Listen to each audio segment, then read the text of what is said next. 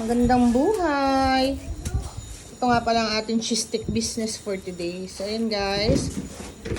10 pieces for only 25 pesos ang ating costing dyan guys. At ang ating keso na ginagamit ay cheese okay. So, hindi kasi siya nagme-melt yung cheese okay kaya yun ang ating ginagamit. So, ayan guys.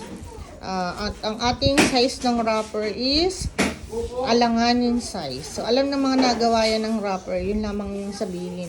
Kasi kapag malaki yung size ng ating ginagamit, ang tendency is kukunat yung ating cheese sticks sa pinaka gitna dito. Kasi medyo kakapal yung ating wrapper dyan. Ito, yan. So, pag kasi alanganin guys, hindi siya ganun kakapal. So, ayan yung cheese natin guys. So, ayan ang ating pambenta. Ayan ang ating cheese. So, ayan guys. Ito lamang aking video for today. Salamat sa panonood.